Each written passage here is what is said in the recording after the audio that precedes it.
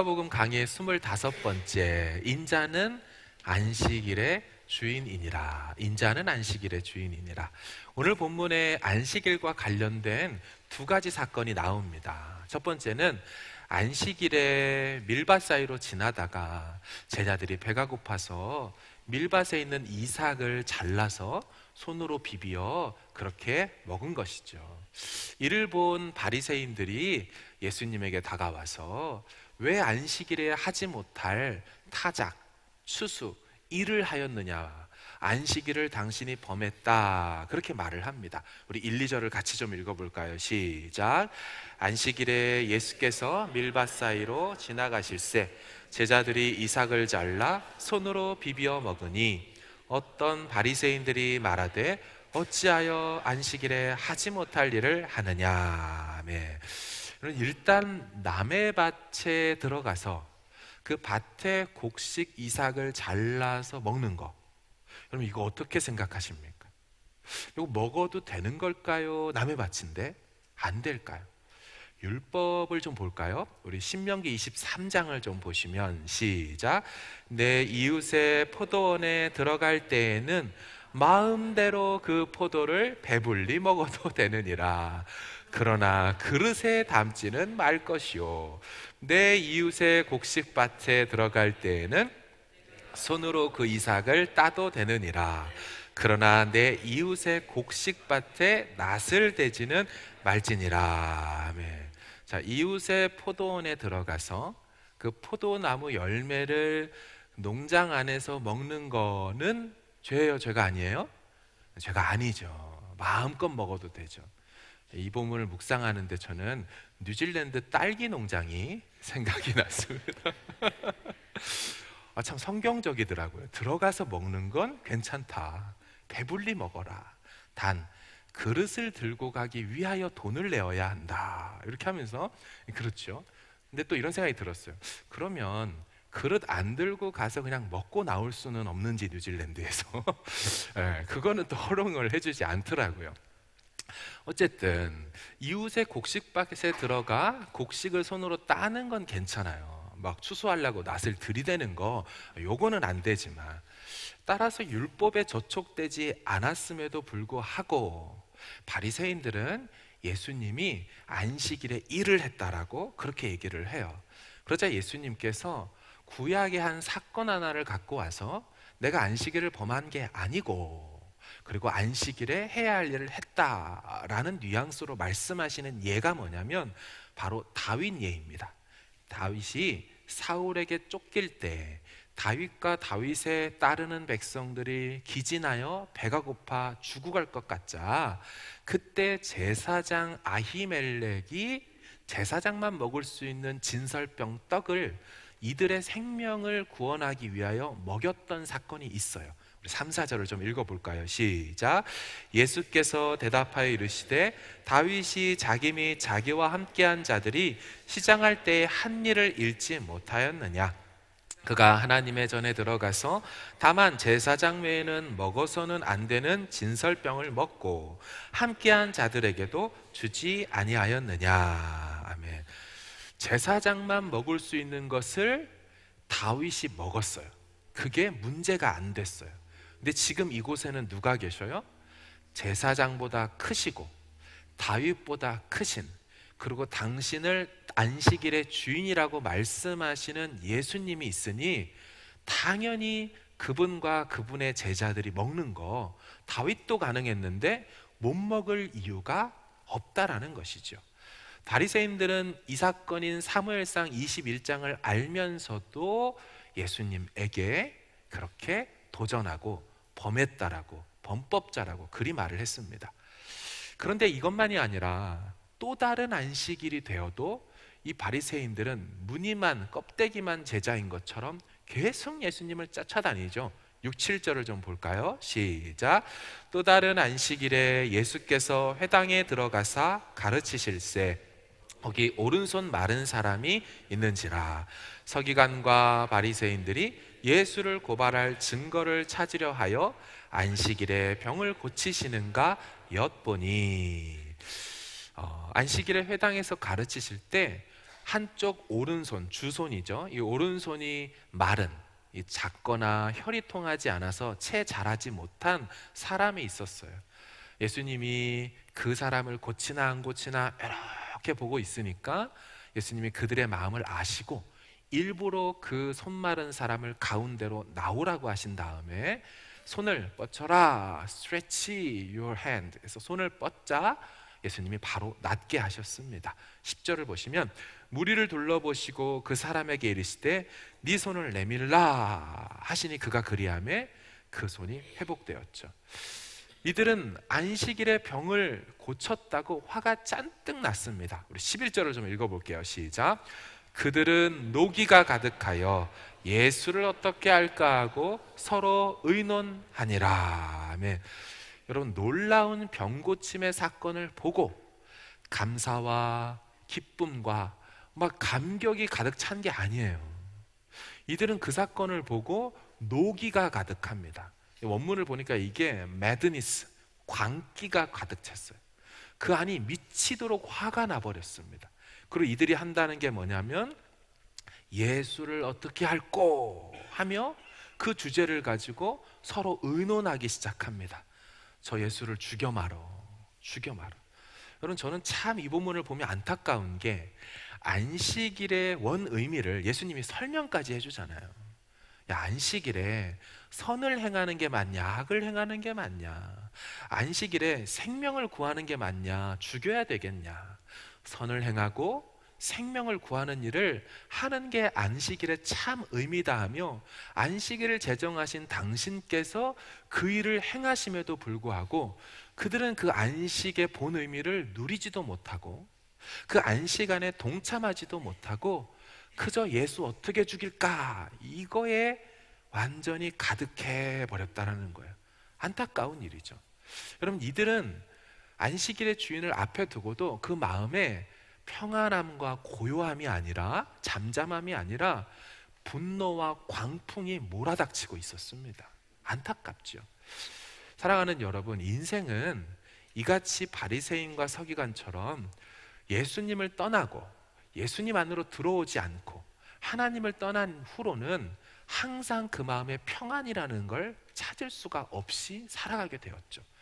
우리 제일 처음 범죄했던 아담과 하와가 범죄한 결과를 성경이 이렇게 표현하는데 그것은 안식하지 못하는 인생이 되었다라고 말해요. 우리 3장 16, 17절 창세기를 좀 읽어보겠습니다. 시작. 또 여자에게 이르시되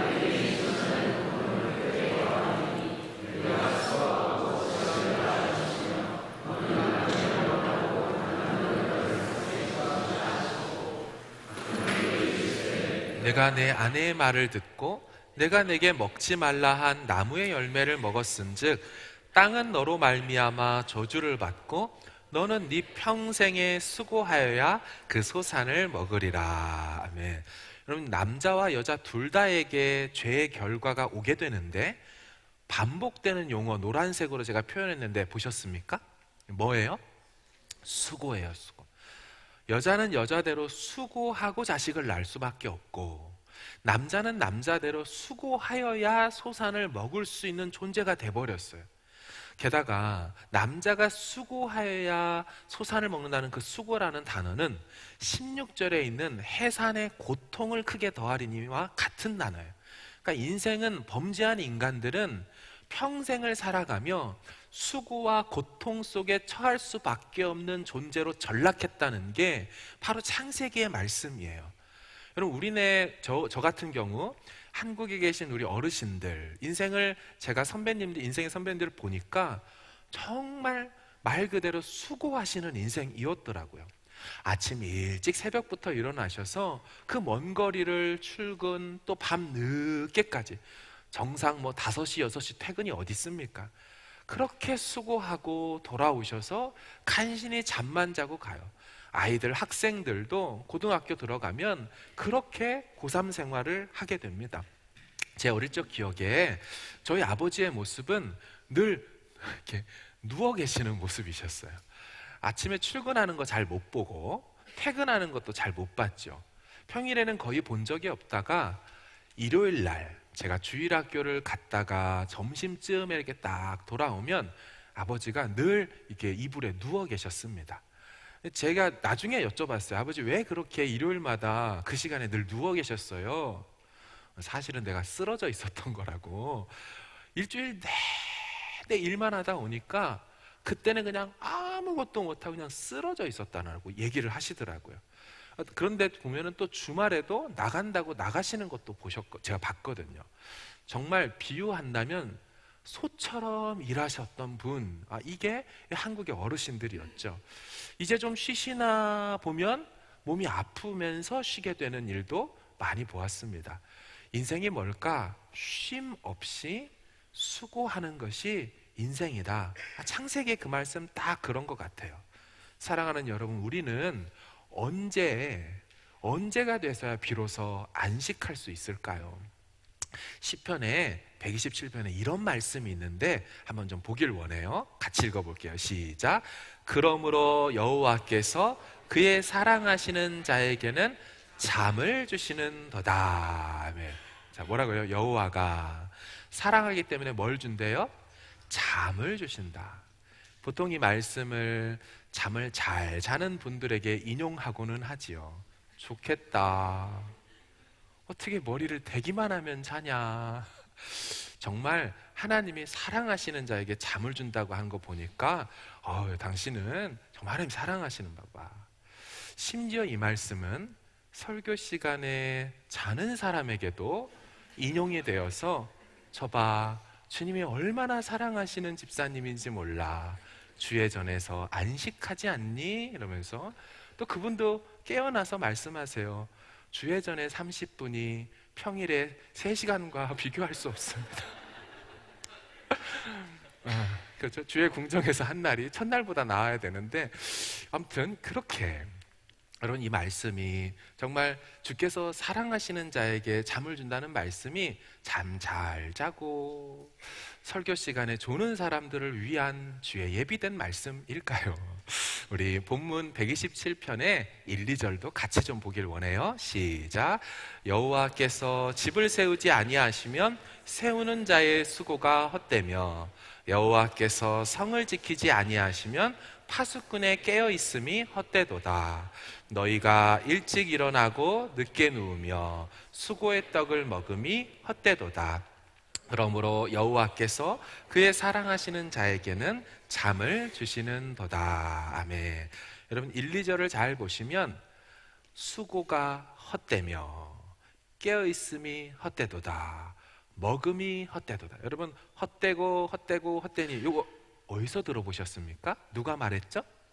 솔로몬이죠. 솔로몬이 전도서에서 헛되며 헛되니 모든 것이 헛되도다. 네, 127편은 솔로몬의 시편입니다. 쓰여 있거든요, 그 위에. 역시나 같은 저자인 솔로몬이 3번에 걸쳐 헛되다라고 말을 하는데, 무엇이 헛되다라고 말합니까? 여호와께서 집을 세워주시지 않으면 수고가 헛된 거예요. 반대로 말하면 뭘까요? 여호와께서 우리 가정을 세워주시니 내 가장으로, 부모로 가정을 위해 헌신하고 수고한 것이 유효한 거예요. 여러분, 주께서 사랑하시는 자에게 잠을 준다라는 말은 1절에 뭐라고 되어 있냐면 여호와께서 그 도시를, 성을 지켜주시니. 여러분, 고대의 도시들은 침략과 약탈이 심했습니다. 그래서 열심히 아침 일찍 일어나 밤늦게까지 수고해서 많은 식량과 이것들을 저장해 놔도 하나님이 우리 도시를, 나라를 지켜주지 않으시면 파수꾼이 깨어 있어봤자 침략당하여 잠을 잘 수가 없다는 얘기예요. 그래서 여호와께서 사랑하시는 자에게 잠을 준다는 말은 여호와가 지켜주시는 보호하심의 확신이 있기 때문에 나로 잘 수 있게 하신다는 거지, 그냥 잠을 많이 잘 수 있어서 그런 말이 아닙니다. 인생에 근심과 염려, 불안이 있는 사람은 잠을 잘 수가 없는 거예요. 누울 시간이 없는 게 아니라 누워도 밤에 잠을 이룰 수가 없는 그 마음 때문에 밤을 꼬박 지새는 거. 오늘 본문은 그렇지 않을 수 있는 이유가 여호와의 보호하심 안에서만 있을 수 있다. 그렇게 말을 하는 것입니다. 사랑하는 여러분, 우리는 언제 안식할 수 있나요? 우리는 언제 어떨 때 정말 마음의 평안을 누릴 수가 있을까요? 여러분, 백수가 일을 안 하니까 참 안식하고 있구나 이렇게 생각할 수 있습니까? 백수는 일을 쉰다고 해서 쉬는 게 아니죠. 백수는 일이 없다고 해서 그 마음에 평안이 있지 않습니다. 제가 코로나로 어려운 성도님들에게 찾아가서 비즈니스 하는 분들에게 아유 집사님 요즘 일이 없어서 참 좋으시겠습니다 이렇게 쉬시잖아요. 이 가게를 하시는 분에게 손님이 없고 파리가 날리니 참 좋으시겠습니다. 여러분, 이게 진짜 그분에게 쉼이고 좋습니까? 문을 열었는데 일이 없는 게 좋은 거예요? 아니에요. 진정한 쉼은 아무것도 안 하는 게 쉼이 아니에요. 공급이 있어야 진짜 쉼이 된다라는 것입니다. 제가 종종 드는 예가 핸드폰 예가 있죠. 핸드폰을 오늘 하루 종일 썼으니 너 수고했다 이놈아 좀 쉬어라 하고 탁 하고 그대로 놓으면 얘가 쉬는 거예요? 아니죠. 이건 방전이라고 하죠. 완전히 바닥을 치는 방전이 돼서 꺼져버립니다. 진짜 핸드폰을 쉬게 한다라는 의미는 충전기에 꼽아 놓아 전력의 공급을 받으면서 있어야 그걸 쉬었다라고 말해요. 우리도 마찬가지입니다. 주일에 그냥 놀러 가고 아무것도 안 해서 쉼이 아니고 우리의 영혼을 그분의 말씀과 은혜로 채우고 공급되어져야 진짜 쉼이 되고 안식이 되어 월요일을 힘차게 나아갈 수 있게 되는 것이지요. 그런 의미에서 진짜 안식을 알아야 하는 거죠. 여러분, 이민 문화에서 보니까 영주권의 유무는 굉장히 큰 차이라는 것을 제가 알게 되었어요. 영주권이 있으니 혜택도 오지만 그거보다 언제 떠나야 될지 모르고 또 비자가 만료되어 또 워크 비자를 신청해야 되는 상황 속에 있다는 거, 여러분 그게 압박감이 크더라고요. 영주권을 받고 살아가는 사람과 영주권을 받지 못하고 살아가는 사람은 똑같이 뉴질랜드 땅에 있어도 마음 자세와 상태가 다르더라고요. 이렇게 코로나가 터져서 비자를 안 주거나 줘도 아주 짧게 주거나 하는 그런 일들을 볼 때, 그래서 엑스파이어 된다라는 이메일이 올 때는 깜짝깜짝 놀라죠. 제게도 보건국에서 이메일이 왔어요. 너 이제 비자 만료되니까 유효한 비자를 우리한테 내라. 코로나로 인하여 저는 6개월간 자동 연장이 되거든요. 사실 상관이 없어요. 그럼에도 불구하고 변호사님 통해서 확인했음에도 불구하고 그런 메일을 받을 때 깜짝깜짝 놀라는 거죠. 안 받는 것과 전혀 다른 거예요. 여러분, 뉴질랜드 이 땅 세상 땅에 살면서도 영주권이 나오기까지는 안식할 수가 없어요. 거할 곳에 대한 확실한 증서가 있기 전까지 우리는 안식할 수가 없어요. 그래서 영주권을 진행 중이신 분들은 쉬지 못하고 일터에 매여서 그렇게 살아갈 수밖에 없지요. 마찬가지입니다. 여러분, 우리를 누가 진정 쉬게 할 수 있을까요? 우리로 진정 쉬게 하시는 분 누굴까요? 오늘 본문에 보시면 시편 23편을 보시면 이렇게 좀 나와 있는데 같이 한번 읽어보도록 하겠습니다. 시편 23편 시작. 여호와는 나의 목자시니 내게 부족함이 없으리로다. 그가 나를 푸른 풀밭에 놓이시며 물가로 인도하시는 도다. 아멘. 여러분, 이 시편 다윗이 썼는데 목동인 다윗이 여호와가 나의 목자시니 했다면 자기는 뭐라는 거예요? 양이라는 거죠. 그렇죠? 여호와가 나의 목자시니 저는 양입니다. 그러면서 뭐라 그래요? 그가 나를, 목자이신 그분이 양인 나를 푸른 풀밭에 누이십니다. 우리 영어 성경을 보시면 2절이 He makes me lie down 이라고 되어 있어요. 그가 나로 눕게 하십니다. 여러분, 사실 양은 웬만하면 잘 눕지 않지요. 양은 대부분 서 있거나 아니면 그냥 앉아 있지 누워 있지는 않습니다. 여러분, 동물 중에 누가 누워서 잡니까? 사자가 누워서 잡니다. 사자를 보시면 막 이런 초원에 배 뒤집어 막 까고 막 뒹굴뒹굴 대면서 이렇게 하고 있죠. 왜 사자가 누울 수 있을까요?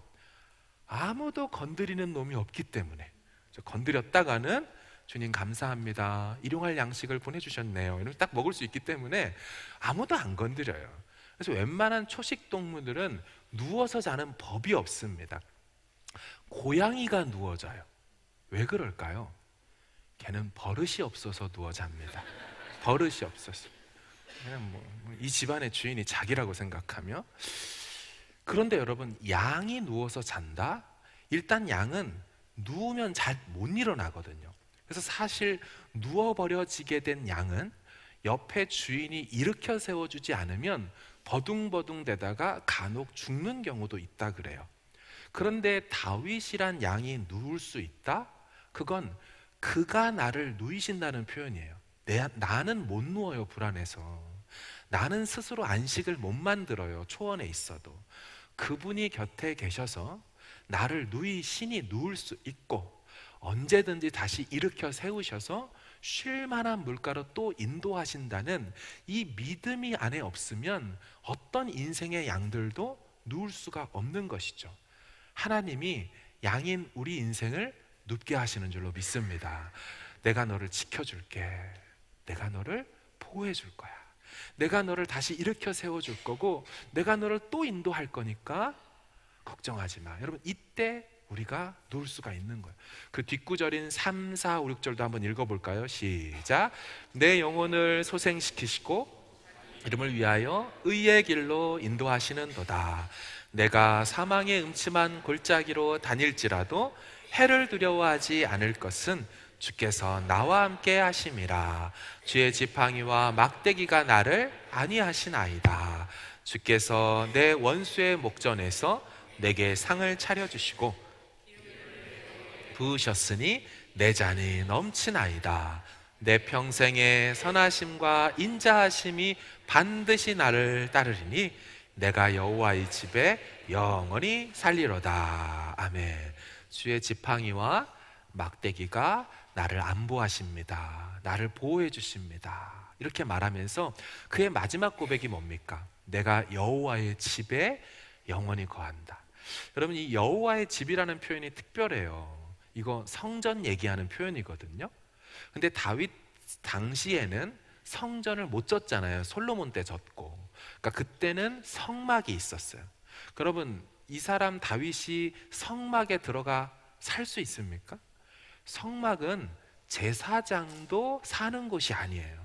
하물며 제사장도 아닌 다윗이 감히 여호와의 집에 들어가 산다라는 건 이 땅만을 얘기한 게 아닐 겁니다. 그날에, 죽음 이후에 영원한 그분의 집에서 거할 것, 천국과 하늘집을 생각하며 그가 미래적으로 내다본 표현이 바로 이 표현인 것이지요.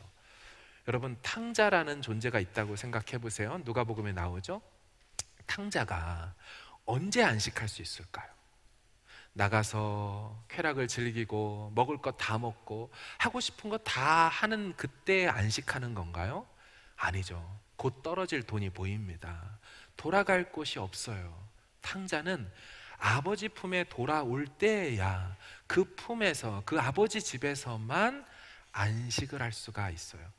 제가 참 힘들고 어려울 때 갑자기 떠올랐던 아주 옛날 찬양이 있어요. 이 찬양을 부를 때는 참 이렇게 멜로디는 흥겨운 느낌이지만 가사는 저에게 막 이렇게 그리움, 막 이런 마음을 들게 하는 이제 찬양인데요. 좀 보여주시면 혹시 아시는지 모르겠어요. 죄 많은 이 세상은 내 집 아니네. 내 모든 보화는 저 하늘에 있네. 저 천국 문을 열고 나를 부르네. 나는 이 세상에 정들 수 없도다.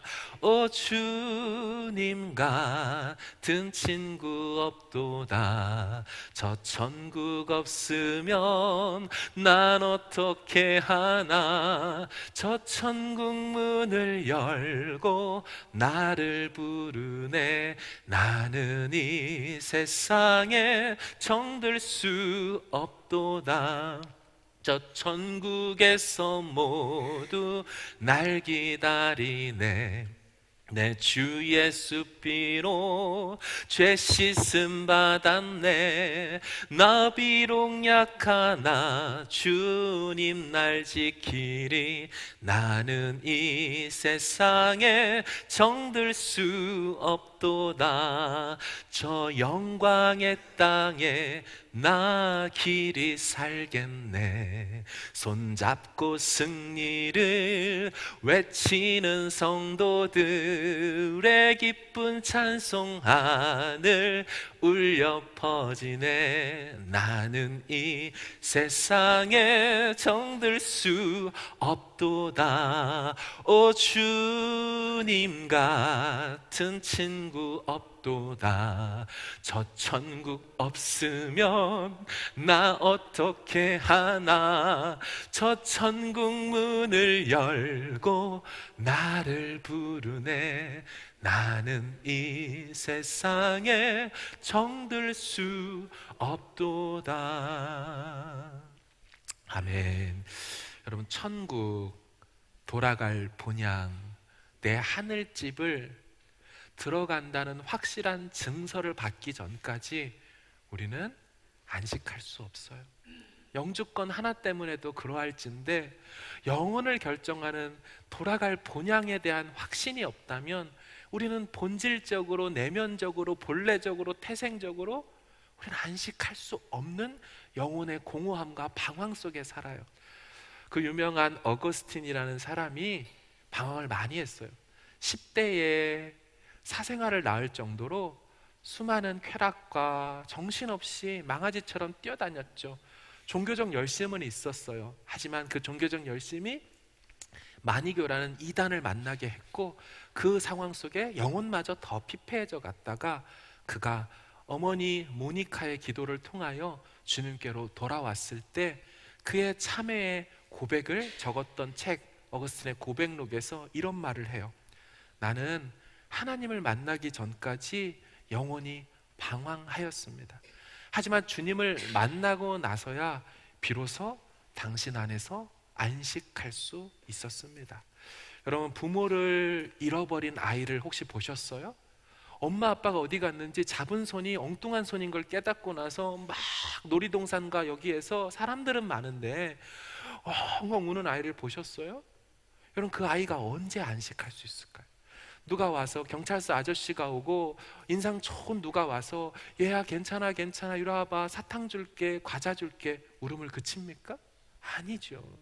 좋은 옷 사줄게, 친구 여기 있잖아, 놀지도 못하고 먹지도 못하고 안정을 찾지를 못해요. 시간이 갈수록 꺼이꺼이 더 울어요. 왜요? 불안해지니까. 엄마 아빠를 잃어버린 아이는 언제 울음을 그쳐요? 엄마의 품에서. 아빠의 품에 안기울 때 엄마 아빠가 저기 있다는 것을 보는 순간부터 안정을 누리고 평안을 되찾게 되는 거예요. 그럼 영혼도 마찬가지예요. 우리의 영혼의 참 부모이신 하나님 아버지를 만나기 전까지 육체로 쉰다고 해서 쉬는 게 아니에요. 괜히 열심히 놀고 열심히 뭐 하다가 돌아와서 한다는 말이 뭐예요? 이상하네, 많이 잤는데도 피곤하네, 이상하네, 열심히 좋은 데 갔다 왔는데도 공허하네, 돈 쓴 것밖에 없고 시간만 보냈지 그 마음에 채움이 없어요. 왜요? 육체를 채워서 그래요. 진정한 공허를 채우는 건 영혼에 하나님이 주시는 평안함, 내가 너와 함께 있을 거라고, 내가 내 인생 책임진다라는 그분의 음성과 그분의 품을 느끼기 전까지 우리 영혼은 방황할 수밖에 없게 되어 있어요. 사랑하는 여러분, 우리로 누가 쉬게 하신다고요? 여호와 하나님, 그분이 우리를 쉬게 하고 쉴만한 물가, 생명수 강가로 인도하셔서 우리의 가란 영혼을 채우시고 배불리 먹이시는 줄로 믿습니다. 이 주님 바라보는 거죠. 여러분, 제가 장례가 났을 때 장례 예배를 드리면서 항상 나누는 말씀이 있어요. 같이 장례를 이제 같이 오신 분들은 종종 들어보셨을 건데 계시록 14장의 말씀이에요. 이 본문을 보면 쉬지 않고 밤낮 쉼을 얻지 못하고 고통과 수고 속에 사는 한 인생들과 이제 그 수고를 그치고 쉬는 인생으로 두 개로 딱 나눠져 있는 말씀이 있어요. 자, 한번 좀 읽어볼까요? 시작. 그 고난의 연기가 세세토록 올라가리로다. 짐승과 그의 우상에게 경배하고 그의 이름표를 받는 자는 누구든지 밤낮 쉼을 얻지 못하리라 하더라. 성도들의 인내가 여기 있나니 그들은 하나님의 계명과 예수에 대한 믿음을 지키는 자니라. 또 내가 들으니 하늘에서 음성이 나서 이르되 기록하라. 지금 이후로 주 안에서 죽는 자들은 복이 있다 하시매 성령이 이르시되 그러하다. 그들이 수고를 그치고 쉬리니 이는 그들의 행한 일이 따름이라 하시더라. 아멘. 그죠? 밤낮 쉼을 얻지 못하는 짐승의 표를 받고 우상을 섬기고 주님 밖에 있었던 저들은 죽어서도 쉼이 없지만 주 안에서 자는 자들은 오히려 그 죽음마저도 복이 돼버리고 그리고 수고를 그치고 쉰다라고 말하는데요. 여러분, 저는 이 본문을 늘 설명할 때마다 이 말을 하신 화자, 스피커 때문에 감동을 받습니다. 자, 여러분, 아까 본문의 13절에 보면 뭐라고 되어 있냐면요, 성령이 이르시되 그러하다. 그들이 수고를 그치고 쉰다라고 말해요. 여러분, 혹시 삼위일체 하나님이 성경 전체 신구약을 통틀어 몇 번이나 말씀하시는지 세본 적이 있으세요? 혹은 궁금해 본 적 있으세요? 누가 셌더라고요. 누가 셌어요. 성부 하나님은 몇 번이나 성경에서 말씀하실까? 첫 번째 말씀은 빛이 있으라로 첫 마디가 시작되었다가 그분의 마지막 말씀은 계시록 21장 6절에 이루었도다. 나는 알파와 오메가요 처음과 나중이라. 내가 생명수 샘물을 목마른 자에게 값없이 준다 하며 마지막 말씀을 하세요. 총 706번 직접 화법으로 말씀하셔요. 706번. 성자 예수님은 몇 번이나 말씀하실까요? 신약에 따져보니까 393번을 말씀하셔요. 첫 번째 말씀의 첫 마디는 성경에 기록된 그분의 12살 때 하셨던 말씀, 어찌하여 나를 찾으셨나이까? 내가 내 아버지 집에 있어야 할 줄을 알지 못하셨나이까로 시작하셨다가 계시록 22장 끝에 20절에 내가 진실로 속히 오리라 하며 마지막 말씀하는 거 약 400번, 393번, 700, 400. 자, 그럼 성령님은 몇 번 말씀하실까요? 8번이에요. 8번이에요. 성령이 화자가 돼서 말씀을 하시는 경우는 구약엔 아예 없고 신약의 사도행전에 4번, 갈라디아서 1번, 히브리서 1번, 마지막 2번이 계시록에 나와요. 좀처럼 성령은 말씀하지 않으시는 분이에요. 그래서 별명이 있어요. 신학적으로 수줍은 하나님. 좀처럼 말씀을 안 하시는 분 때문에 학자들이 성령론을 얘기할 때 수줍은 하나님. 근데 여러분, 그런 성령께서 입을 여신다는 건 의미 있다는 소리 아닌가요? 그런 성령께서 가만히 있지 않으시고 성부와 성자가 얘기하게 하셔도 될 텐데 그 다문입을 여실 때는 중요한 포인트예요. 그게 13절이에요. 밤낮 쉼을 얻지 못하는 고단한 인생들과 달리 성도는 주 안에서 죽음조차도 복이라고 하면서 성령이 이르시되 예 맞습니다, 그러하다. 영어로 indeed, 보통 영어 성경은 yes라고 번역했어요. 예 주님, 성부 하나님 당신이 하신 말씀 맞습니다. 그들이 수고를 그치고 쉴 것입니다. 여러분, 여기서 말하는 수고라는 용어는 창세기 용어예요. 인생 본연에 수고하고를 낳고 평생 수고하다 지쳐 죽어야 될 그 안타까운 인생들의 그 수고를 끝이 나요 쉬게 하시는 그분으로 바로 삼위일체 하나님이 등장하며 그렇게 쉰다라고 말하는 거예요. 여러분, 저는 장례를 인도할 때마다 이 말씀에 감동을 받고 마음이 뜨거워져요. 도대체 누가 우리 인생을 하금 진짜 쉬게 합니까?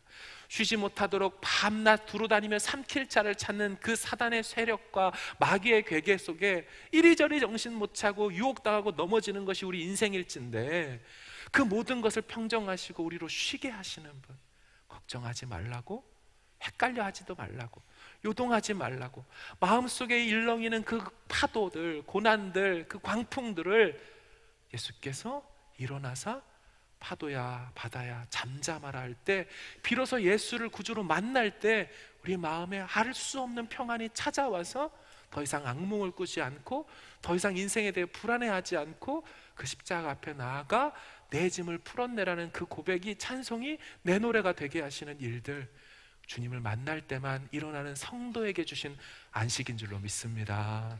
사랑하는 여러분, 마지막 이 말씀을 좀 나누고 싶은데요, 창세기 5장 29절을 보세요. 이름을 노아라 하여 이르되 여호와께서 땅을 저주하심으로 수고롭게 일하는 우리를 이 아들이 안위하리라. 이 안위가 밑에 영어 성경 보시면 뭐라고 되어 있어요? Will give us rest from our work. 우리에게 쉼을 줄 거래요. 누가? 이 아들이 쉼을 주는데요. 근데 그 아들의 이름은 본문에 보니까 노아인데, 노아의 원뜻은 5장 29절에 보시면 성경에 각주가 달려 있어요. 안위함이라고 해서 쉼이란 뜻을 갖고 있어요. 노아는 인생으로 하여금 쉬지 못하는 죄악된 3장부터 4장으로 5장으로 넘어와서 이제 심판돼서 멸망의 홍수로 빠져 죽어야 될 그 갈피를 알지 못하는 그 인생들에게 이 아들이 쉼을 줄 거다 했는데, 여러분 우리는 알죠. 그때는 노아였지만 지금은 누구라는 것을, 그 아들로 인하여 인생 모두가 쉼을 얻는 거, 예수 그리스도, 바로 그 아들로 인하여 우리가 진정한 안식을 누리죠. 그때는 방주 안에 들어가야 구원을 받고 안식을 누렸다면, 지금은 그리스도 안에 들어갈 때 구원을 받고 안식을 누리게 되는 것으로 그렇게 우리에게 예수님을 보내주셨습니다. 사랑하는 여러분, 이 시대에 죄의 짐을 지고 수고하는 인생들, 그들을 진정으로 쉬게 하시는 분이 예수 그리스도이세요. 그래서 그분이 마태복음 11장 28절에 뭐라 그래요? 초청하시잖아요. 수고하고 무거운 짐진 자들아 다 내게로 오라. 내가 너희로 뭐 하겠대요? 쉬게 하리라. 그 다윗이 고백했던 여호와 하나님이 예수 그리스도로 오셔서 내가 너로 쉬고 쉴만한 물가로 인도하시겠다고, 그 배에서 생수의 강이 넘쳐나며 내가 너희를 다 살리겠다고 동일하게 시대와 천년을 넘어서 말씀하고 계십니다. 사랑하는 우리 성도님 모두가 이 안식일의 주인 대신, 이 예배의 주인 대신 나에게로 나와서 참된 안식을 누리라는 그 주님의 초청에, 그 주님의 손을 잡고 한 주간도 승리하기를, 평안을 누리길 주의 이름으로 축원합니다.